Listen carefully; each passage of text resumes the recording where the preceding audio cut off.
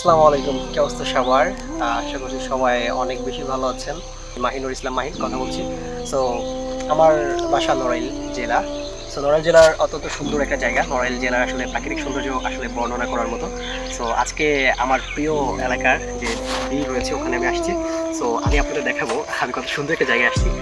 এটা আপনারা দেখতেই পাচ্ছেন, এত সুন্দর একটা জায়গা। এরকম অসংখ্য জায়গা রয়েছে। তো এখানে আমরা অনেক গোচিপিং করেছি, সাম গোচিপিং পিকচার তুলেছি। আমার সাথে আরও ছিল আরও দু একজন। তো এই জায়গাটা অনেক ভালো। হ্যাঁ, আপনারা আমাদের এই নড়াইলের এই সৌন্দর্যটা দেখবেন।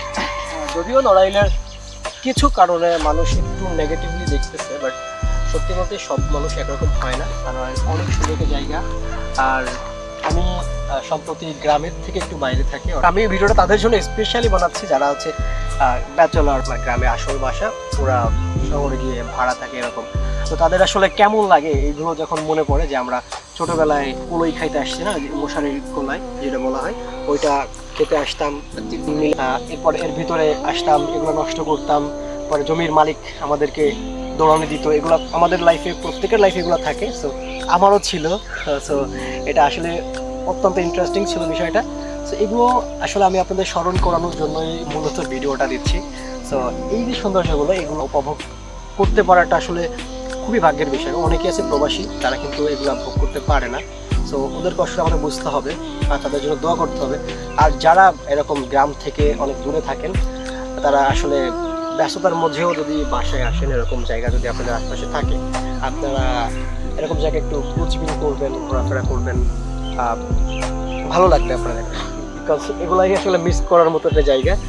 এটা আমার একটা স্মৃতি জড়িত একটা জায়গা বলা যায়।